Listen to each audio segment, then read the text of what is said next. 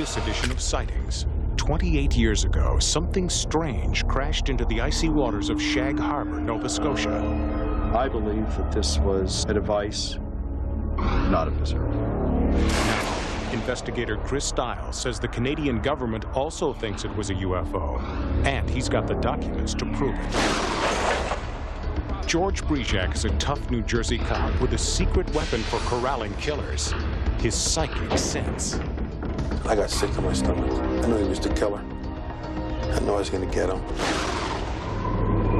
This might be the voice of an actual ghost recorded aboard the Queen Mary. Sightings investigates. And is there a toxic killer loose in America's most secret military base, Area 51? Nobody had any idea what this stuff might have been.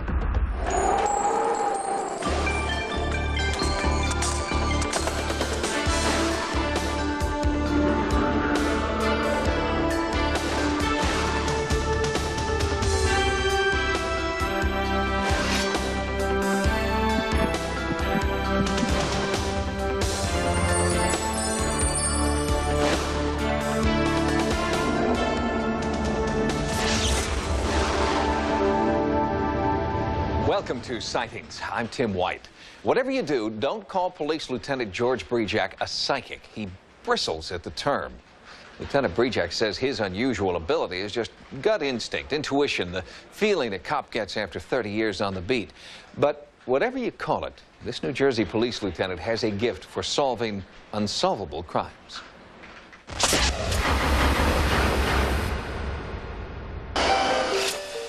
Patterson, New Jersey is Lieutenant George Brijak's beat.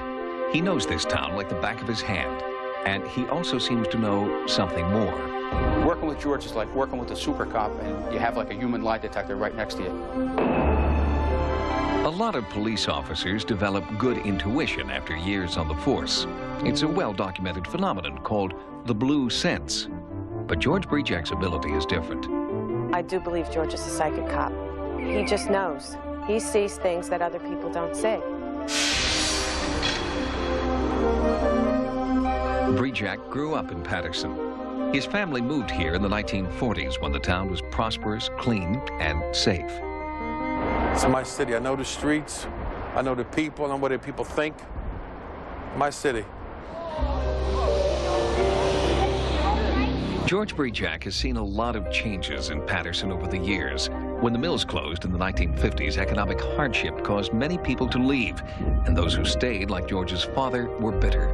I remember him brutally beating my mother one night.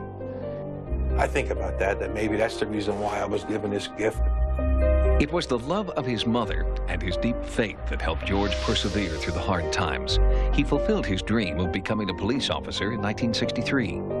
Lieutenant George Brijak brings to fruition those many gifts that God has given to him.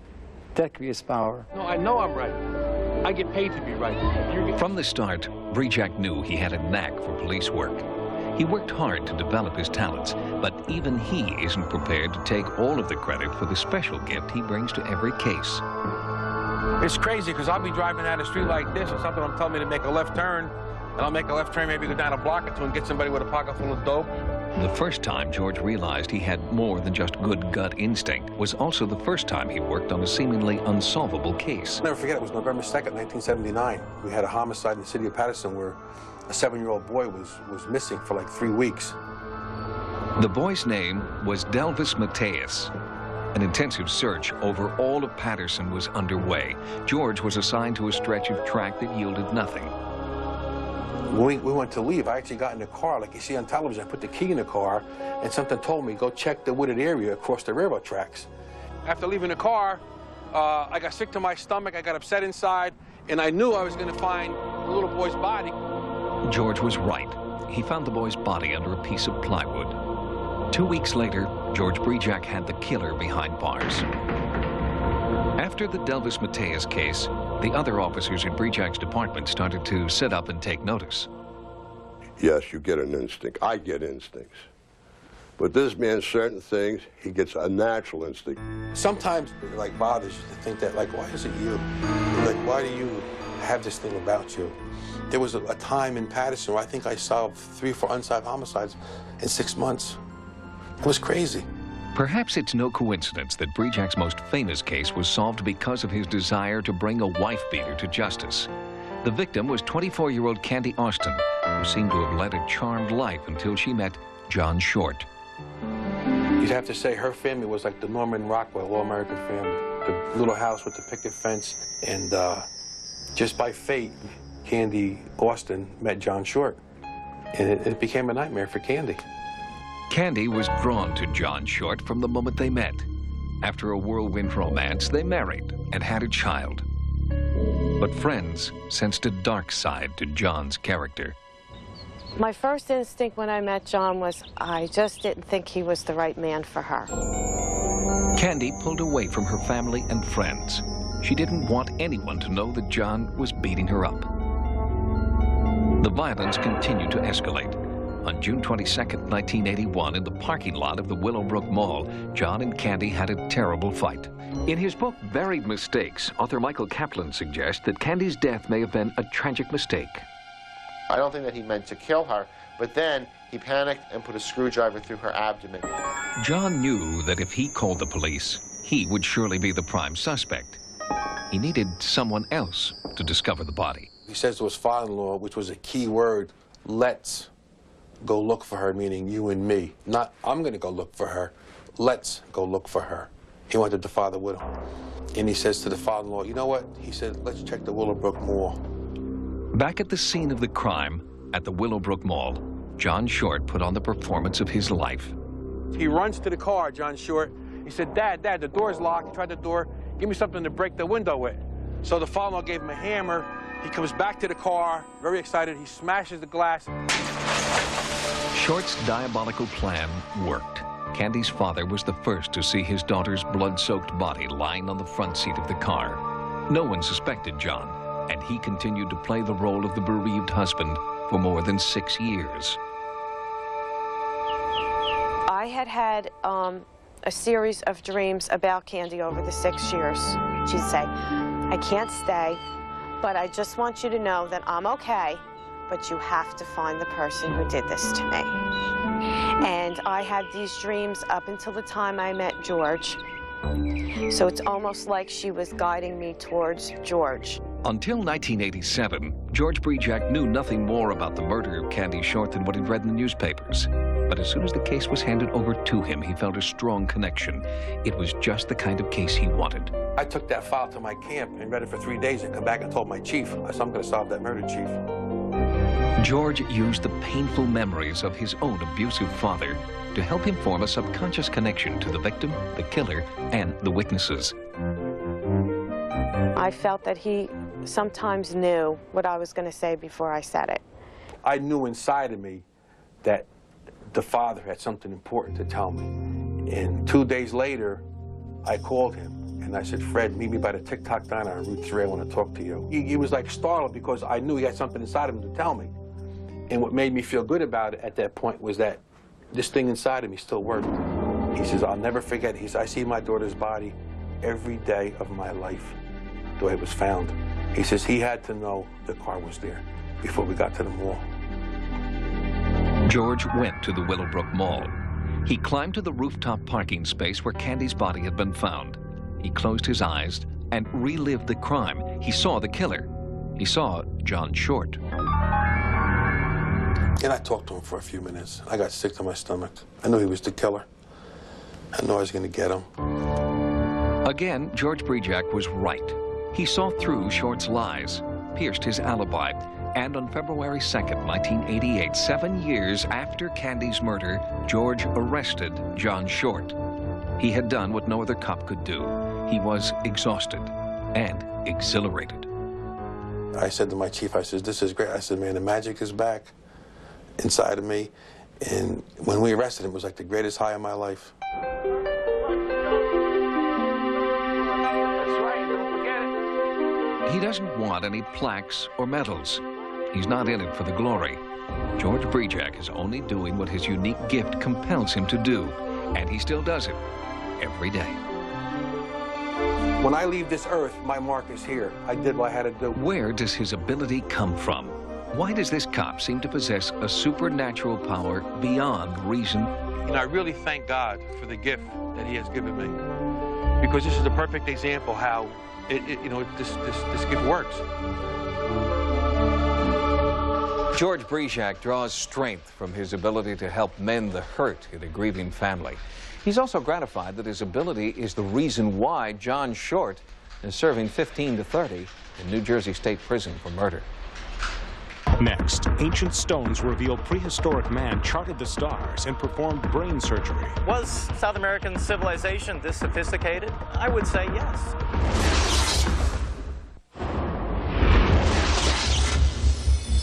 Archaeologists search out an ancient site.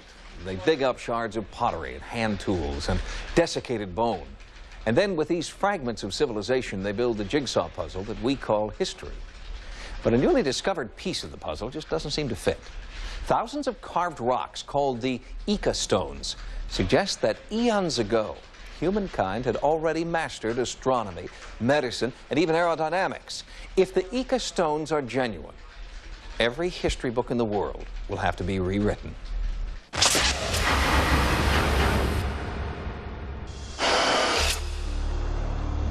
I traveled to the small, bustling town of Ica in central Peru and was surprised to find that perhaps the greatest archaeological discovery of the 20th century was not being kept in a guarded vault or an illustrious university, but in the private museum of Dr. Javier Cabrera. There, I found these carved stones, about 15,000 of them, that Dr. Cabrera claims were largely discovered in the nearby mountains in the mid-1960s. The Ica stones depict knowledge that ancient peoples are not supposed to possess. Here, a prehistoric astronomer studies a comet through a telescope. This is a view of the Earth, complete with all 7 continents as seen from space. There are scenes of sophisticated medical procedures as performed by ancient surgeons. Dr. Cabrera, this is obviously a surgery here. What do we see here? Transplant of cerebro. Of the brain?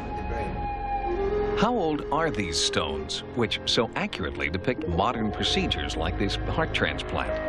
It has been impossible to scientifically date them, but this carving of a man riding a pterodactyl seems to indicate a time well before humankind was known to walk on Earth. Paleontologists and anthropologists tell us that the dinosaurs disappeared 65 million years ago, and that man appeared during the last million years. But the stones tell us something else. Energy of the human being. Dr. Cabrera, a physician and professor of biology and anthropology at the University of Ica, has been vilified and ridiculed by many of his more mainstream colleagues. They contend that the Ica stones must be fake because they contradict the known timeline of history. But adventurer and author David Childress believes that the Ica stones are not the only potential evidence that points to the existence of an advanced prehistoric culture in Peru. Archaeologists are starting to find out that civilizations in South America are incredibly old. Yearly, they keep pushing back history and civilization in South America. I think we're going to find that there are even older civilizations than those who have been discovered so far. Evidence of an advanced prehistoric civilization is supported by the legend of Viracocha, a mysterious stranger who was said to travel from town to town, spreading secret knowledge. The Peruvian story of Viracocha is that Viracocha landed in the area of Ica.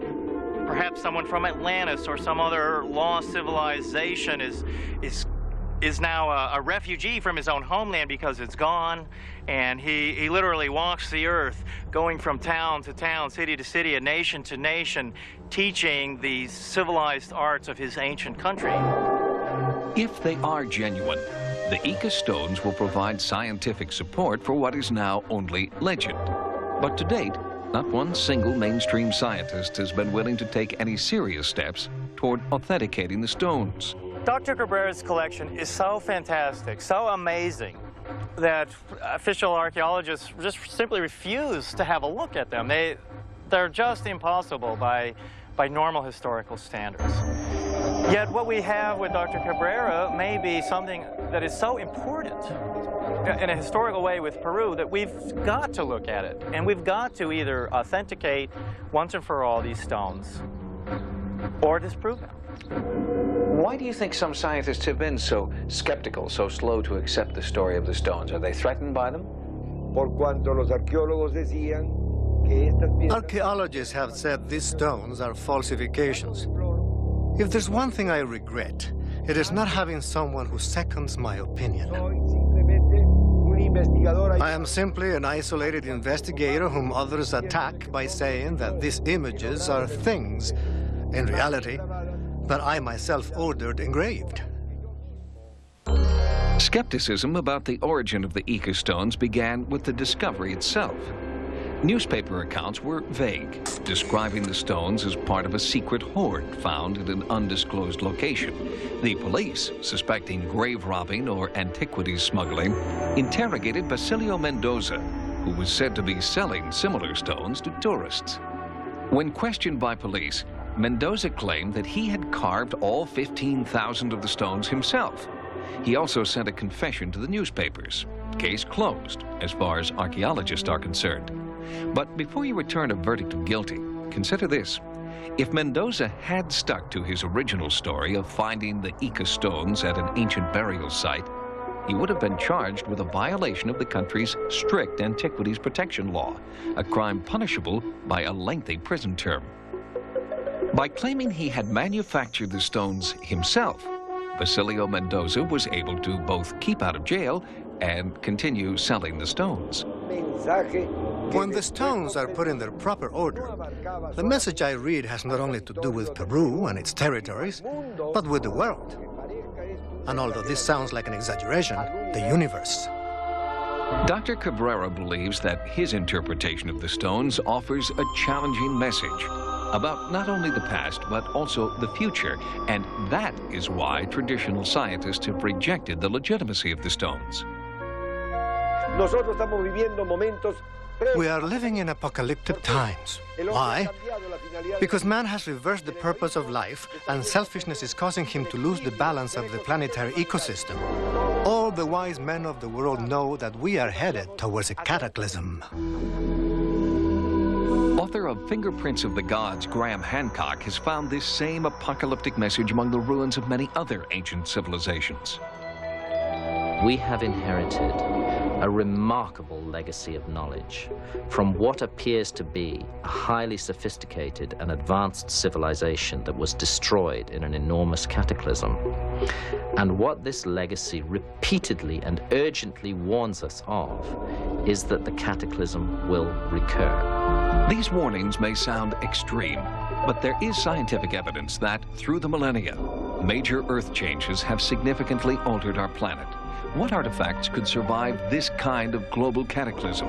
Not wood, not paper, but stone. Many researchers, like Graham Hancock, believe in the existence of an advanced civilization predating the Stone Age, but do not believe that the Ica stones are genuine. Others, like Dr. Javier Cabrera, adamantly believe in the legitimacy of the stones and insist that they are among the most important artifacts ever discovered. Next, Jurassic Park isn't science fiction anymore. We're still learning a great deal about the types of organisms that we're able to revive.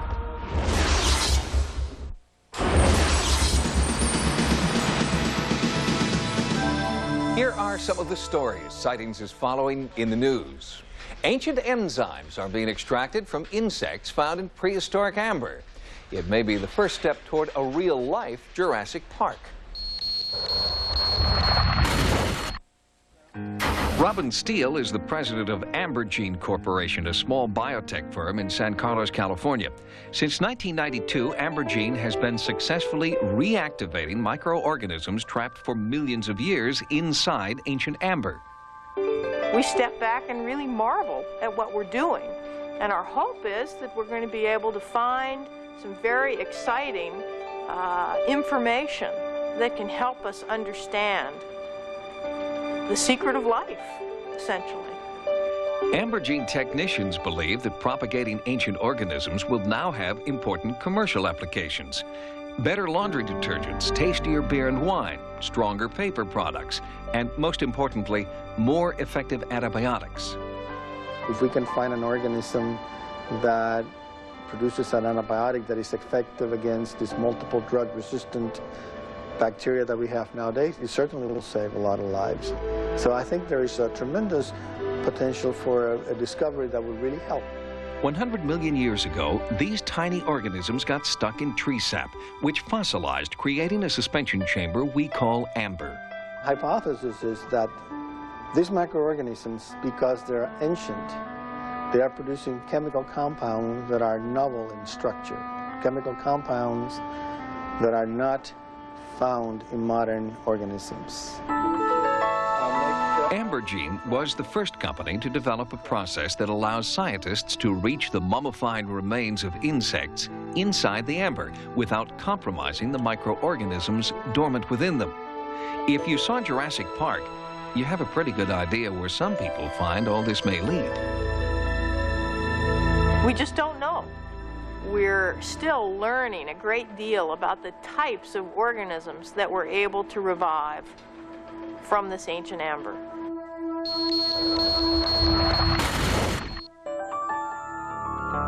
In Las Vegas, Nevada, government workers are taking off in the middle of the night from McCarran Airport on this plane, and they're landing at this military installation, which until recently didn't officially exist. That's the routine for engineers and technicians who work at Area 51, a top-secret aircraft design and testing facility in the Nevada desert, and the location of frequent UFO sightings. Now, a group of Area 51 employees are suing the government, claiming that they have gotten sick from on-the-job exposure to highly toxic chemicals. Rutgers University biochemist Dr. Peter Kahn has studied tissue samples from deceased Area 51 sheet metal worker Robert Frost.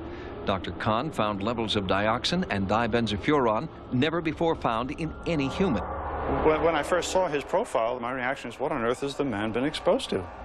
So I sent the profile to some colleagues around the country and other countries, and people said, what on earth is this? And I was not in a position really to tell them. Nobody had any idea what this stuff might have been. And it is unlikely that anybody ever will. Like just about everything else at Area 51, the chemical compounds that workers have been exposed to there are classified. Whatever killed Robert Frost remains a mystery. What certainly has raised my curiosity, especially when I consider that my tax dollars are paying for the damn place.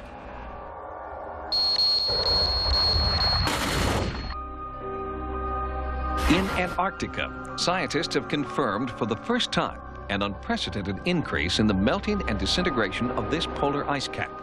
The resulting excess water could cause seas worldwide to rise as much as 150 feet. The resulting change in mass and pressure has caused some scientists to seriously consider a previously ridiculed theory that the entire crust of the Earth could shift. Should the polar ice cap go in motion, the first thing that will happen will be tremendous earthquakes worldwide, and at the same time, volcanic activity erupting. And the wind will rage wildly, trying to seek a new equilibrium. Noon's theory of massive global shift is controversial, but the effects of melting polar ice are not. Recently, researchers at a Woods Hole oceanographic conference theorized that as much as 1/3 of eastern Antarctica could soon slip, a theory originally supported by Albert Einstein. We'll have more stories from the news next time. Now, here's what's coming up on Sightings. Just what did crash into Shag Harbor, Nova Scotia 28 years ago? We thought it was a plane crash. The way it turned out was, we don't know what it was. And investigating America's most haunted ship. I didn't expect this much activity.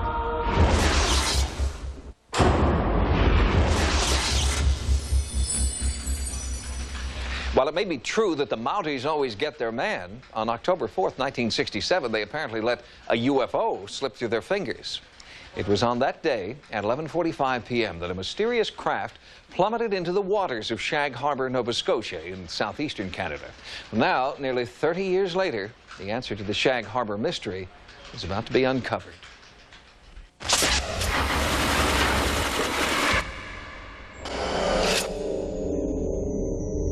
172 miles away from the nearest international airport and 178 miles away from any Air Force testing range, Shag Harbor, Nova Scotia is an unlikely location for sightings of unidentified spacecraft. But UFO investigator Chris Stiles has come to this tiny outpost on the eastern edge of North America because of stories his grandfather told him about one strange October night in 1967.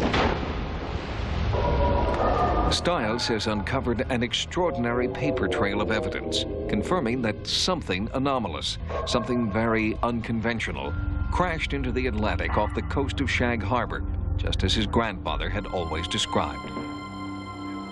He told me about a 60-foot disc with 4 bright white lights that had hovered for a time in the air, tilted at a 45-degree angle, and slid down and hit the water surface with a loud noise. Nearly 30 years after the crash, Stiles has discovered that there were many other eyewitnesses who still remember the crash like it was yesterday. We thought it was a plane crash. The way it turned out, we don't know what it was. Laurie Wickens is a local fisherman, born and raised around Shag Harbor. He was driving at night with several friends when he spotted the strange craft. We just come over that hill and we was driving towards Woods Harbor and we see lights. We thought it was an airplane that was coming on and going off, 4 in sequence. 1 would come on, and 2, and 3, and 4, then they'd all be out for a few seconds, then it'd start over. Wickens and his friends saw the object crash into the harbor. They called the RCMP, who responded to the impact site. At that time, there was a single light, maybe a half-mile offshore, quite visible, but it was really dark. I was left on shore to keep an eye on the light and to watch where if anything happened to it, and briefly interview the witnesses as I was doing it. Within 5 minutes, 7 minutes, the light extinguished. The RCMP alerted the Coast Guard, and until they arrived, local fishermen scoured Shag Harbor looking for survivors of what was thought to be a light plane crash. Captain Lawrence Smith was among the first to reach the impact site. All I saw was some heavy yellow foam floating on the water. It was thick like shaving cream, but it was about 3 inches thick on top of the water. There was no smell.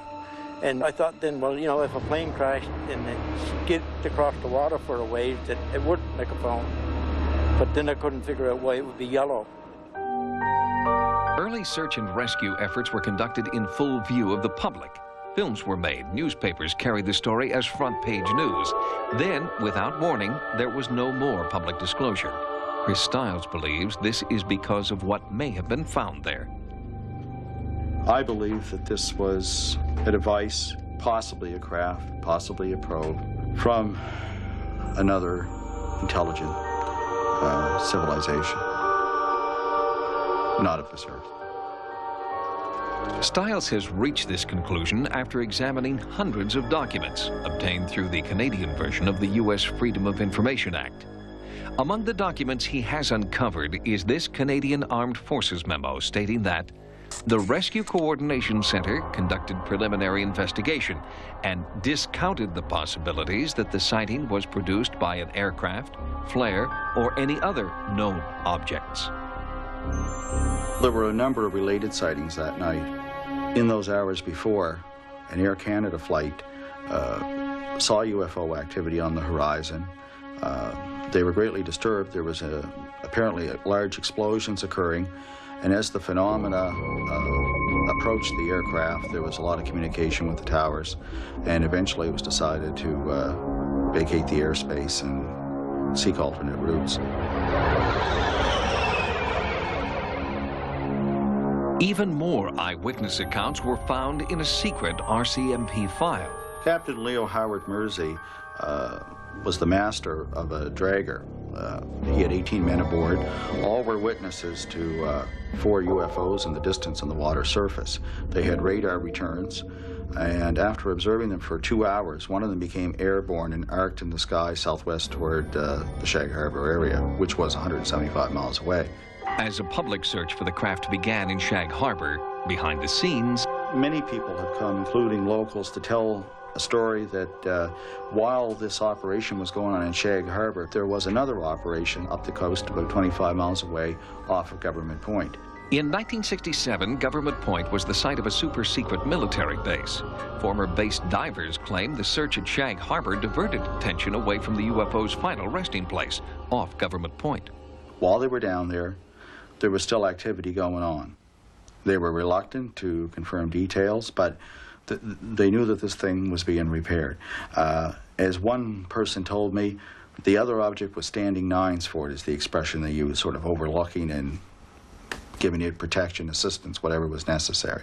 And they're quite certain from their experiences that this was nothing that was produced here on Earth. And some of the divers insist that they did indeed bring up some debris. Stiles searched for documentation to support the divers' claims and found it in this letter written 2 months after the Shag Harbor incident. It specifically mentions DND, Department of National Defense, UFO material available for review. Based on this information, Chris Stiles is mounting a recovery operation to search for more UFO debris. Sightings will document this search and bring you the findings on an upcoming edition of our program.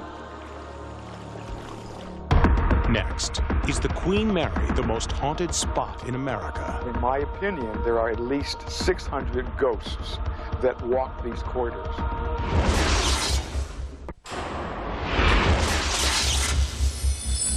In her heyday, the luxury liner HMS Queen Mary hosted royalty and heads of state and Hollywood's most brilliant stars. But she also carried third-class passengers dreaming of a better life. Young men going off to battle for the first time during World War II, and prisoners of war who faced an uncertain fate. All that emotion, the dreams, the fears, the hopes, the history, is still felt today because, as Sightings' Carla Wall discovered, the Queen Mary is haunted by the past.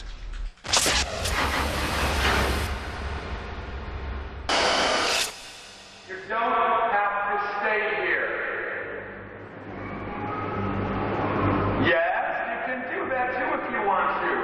This night, there are no real children aboard the Queen Mary.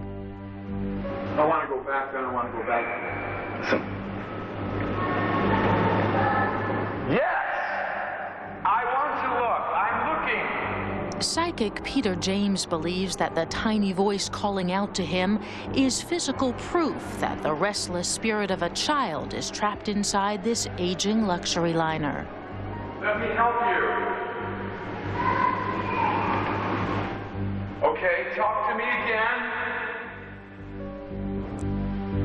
In my opinion, there are at least 600 ghosts that walk these corridors regularly. The Queen Mary has become known in paranormal circles as a holding cell for the netherworld. Eerie echoes of the past still resound in every corner. From the moment she was first launched in 1936, the Queen Mary changed the face of transatlantic travel.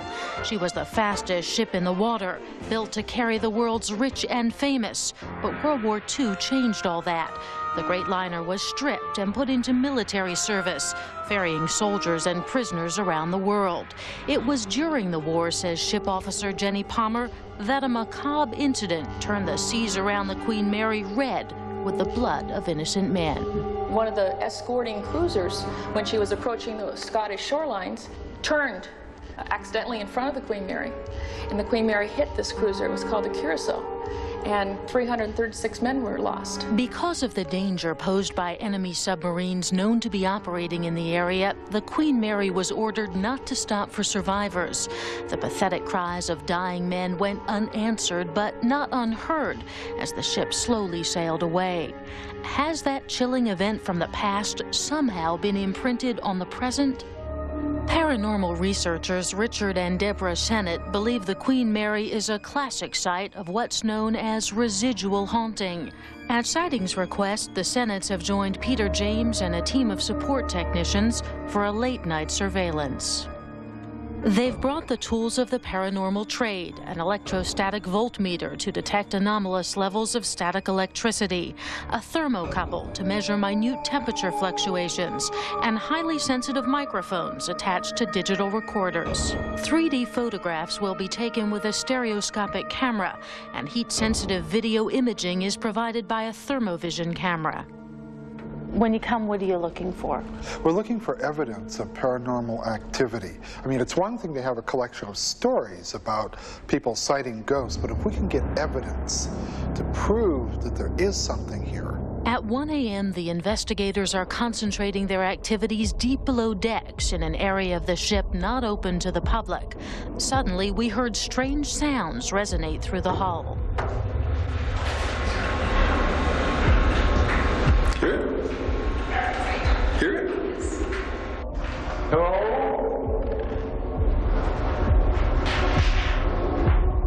Speak to me. But as suddenly as they appeared, the sounds vanished. So the pool is right through these doors. We went to the Queen Mary's indoor pool where Peter had first heard the cries of a ghostly child in 1991. Activity. People often see things from that on the second. People have seen all kinds of different things. Almost immediately, Richard's voltmeter begins to register electrostatic interference. Listen to this. This is pretty strange. So that's telling you what, Richard? There's a strong static charge in here. There may well have been something in there. There's something moving around in there. Photographer Paul Scarzo stayed in sync with anomalous meter readings. Every time the electrostatic voltmeter would spike, that's when I would take a picture. His 3D camera has multiple lenses with shutters that fire simultaneously. The result is to provide slightly different angles of the same field of view. When you're shooting in 3D photography, you're going to catch whatever the solid object is in all 4 lenses in one of the different sections of this changing area. He got a reading. It was a very impressive spike, and so I took a picture. We get an image. The image appears to be a solid object, and it's between Richard and I. Now, to do that would be physically impossible because the solid object only appears in one of the 4 frames. Photographic experts cannot explain it since the camera shoots the 4 frames at the same time. It's only in one of the frames. And for something to move in and out of the shot that fast would have to travel faster than the aperture speed. All 4 of these frames should be identical, and they're not. As far as an explanation for this kind of anomaly in the film, there isn't any. The team moves on, 5 decks down, deep under the waterline. We work our way along the keel to the stem of the ship. Listen. Listen. Listen. Listen. There's that noise. Eerie noises rumbling within the empty bulkheads mark this as another paranormal hotspot. Hello? Now remember, we're 50 feet underwater. This is the bow of the ship, the impact point where the Leviathan Queen Mary cut the Curacao in half. Is this wartime tragedy indelibly imprinted on the steel frame of the ship? As we descended into the bow, the thermovision camera registered inexplicable cold spots. Then, above the drone of the voltmeter, more strange noises.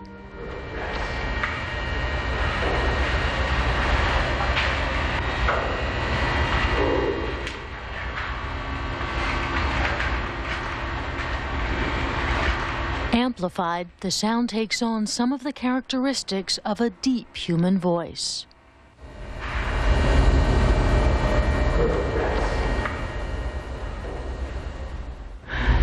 An overall impression of this place, is this what you expected to find on the Queen? I didn't expect this much activity.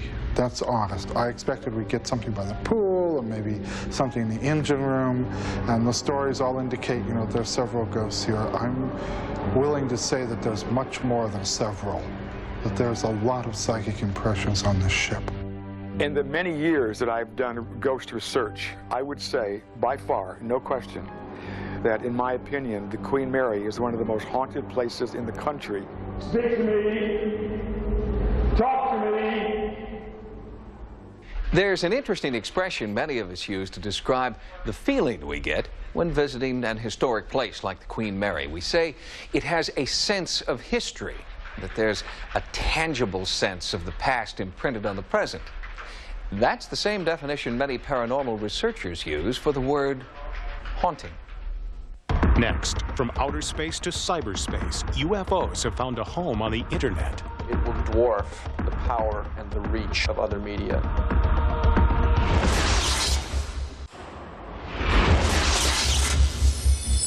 Here at Sightings, viewer input is critical. It's through you that we learn about important new cases, intriguing opinions on paranormal phenomena, and of course, the skeptic's point of view. Recently, Sightings went online to give viewers instant access to our investigative team, and so Sightings could give something back to you. If Alexander Graham Bell could see us now, phone lines being used to transfer messages, images, and thousands of pages of data from all over the world directly into your home computer. In the vast universe of cyberspace, Sightings maintains an outpost of information on America Online. Through AOL's subscription service, Sightings viewers can download information about UFOs and other paranormal phenomena.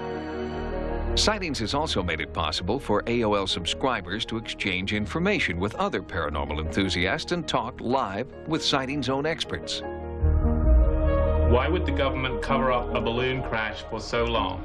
Recently, subscribers had a chance to query Stanton Friedman and Carl Flock, two prominent UFO researchers who are often at loggerheads about the mysterious crash at Roswell, New Mexico. They brought their expertise online. How can experts sort the genuine UFO reports from crackpots looking for publicity? You go first, Stanton. Look at the credentials of the individuals they're dealing with. You can look at what they tell you to see if it's consistent with the other information that you have available about what they're reporting. Cyberspace is a new medium, and in some ways I expect it will dwarf the power and the reach of other media. Michael Lindemann runs an online information center called the Institute for the Study of Contact with Non-Human Intelligence.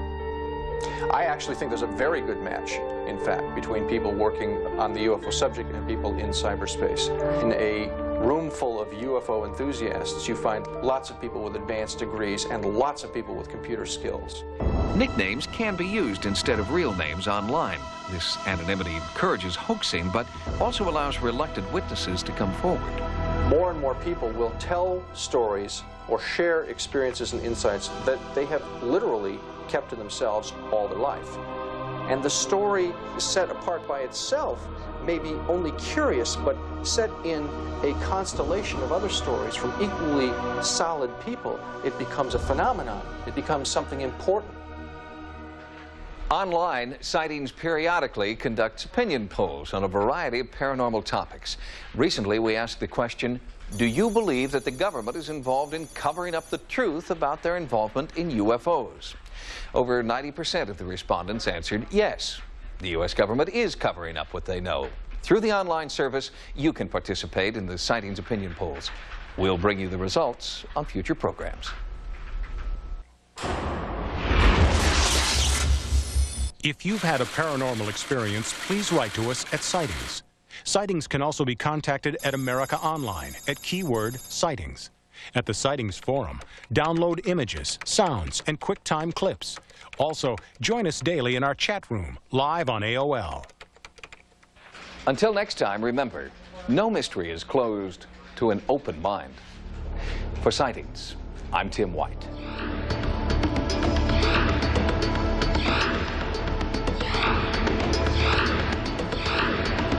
Next on Sci-Fi, Dark Shadows.